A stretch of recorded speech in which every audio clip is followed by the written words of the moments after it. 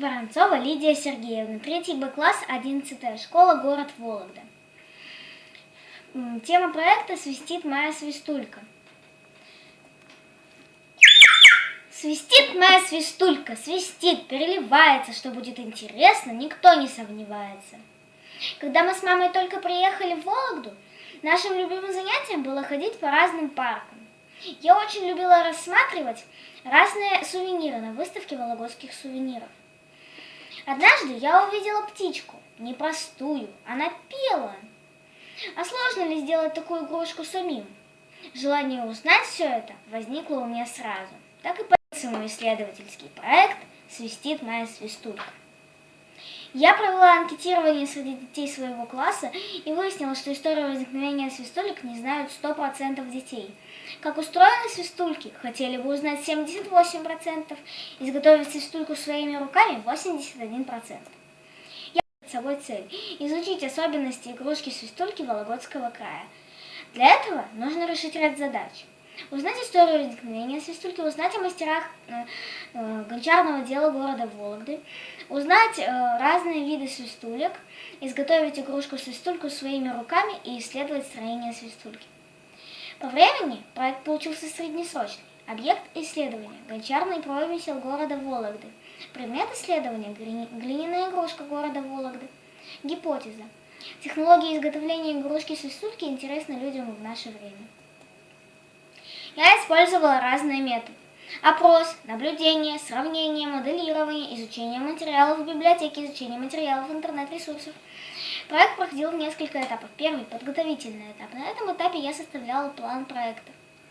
Сначала нужно сходить в библиотеку и из книг узнать историю возникновения свистульки. Затем анализировать интернет-ресурсы и узнать еще больше о свистульках. Посетить музеи, узнать о мастерах гончарного дела и, наконец, изготовить свистульку своими руками. Второй. Основной этап. На этом этапе я из книг узнала историю возникновения свистульки. Оказывается, свистулька существовала еще в 8 веке до нашей эры. Свистульку ставили напротив окна, чтобы отгонять от ребенка зло и болезнь. С помощью свистульки задабривали богов-хранителей человека. С помощью свистульки призывали дождь и ветер. В наше время свистулька – это музыкальный инструмент, народная игрушка и предмет коллекционирования. Анализируя интернет-ресурсы, я узнала, что свистульки бывают разных направлений. Окарина. Свистковая флейта – это музыкальный инструмент. Народная игрушка. В каждой области есть своя народная игрушка. Например, филимоновская игрушка представляет собой барыньку, а башевская игрушка вылеплена сказочным животным. Дымковская игрушка – это обычное животное. Мы стали узнавать, где можно увидеть именно вологодские свистульки.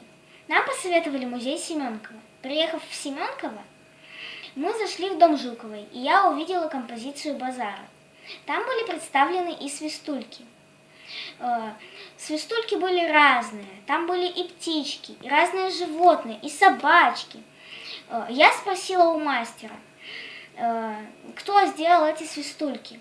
Мастер ответил, что этот мастер, который изготовил эти свистульки, изготовил не только свистульки, но и другие керамические изделия. У него даже был свой знак. И этого мастера зовут Бондарь Алексей Федорович. Это мастер-керамист. Он родился в Крыму и переехал в Вологду в 4 года.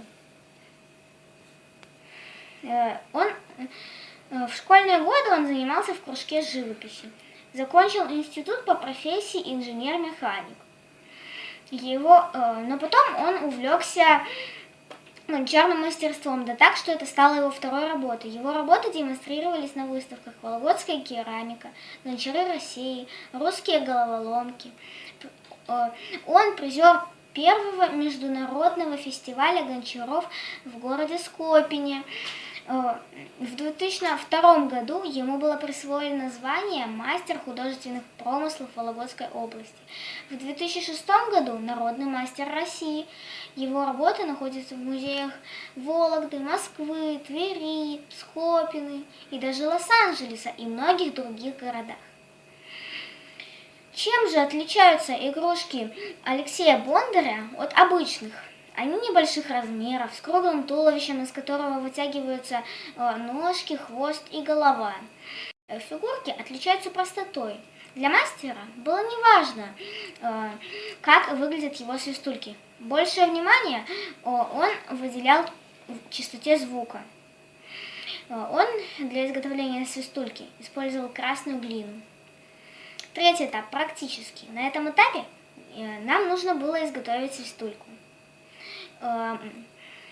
Каково же было наше удивление, что сын Ярослав Алексеевич Бондарь работает сейчас в Центре дополнительного образования, в студии керамики «Синяя птица». Мы записались к нему на мастер-класс, и он нам рассказал, как делать свистульки, и научил их делать. Для работы необходимы стейки, вода, глина. Этапы изготовления. Сначала нужно подготовить глину, скатать из нее шар, вылепить чашечку, края чашечки соединить, из них аккуратно вытянуть голову, хвост и, если нужно, ножки. Сделать отверстие, проверить свистульку на свист, высушить свистульку, если есть возможность, обжечь, разукрасить или покрыть лаком. Под четким руководством мастера наши свистульки засвистели сразу, но когда мы пытались сделать их дома, нам пришлось долго поработать. Но в конце наши свистульки все же засвистели.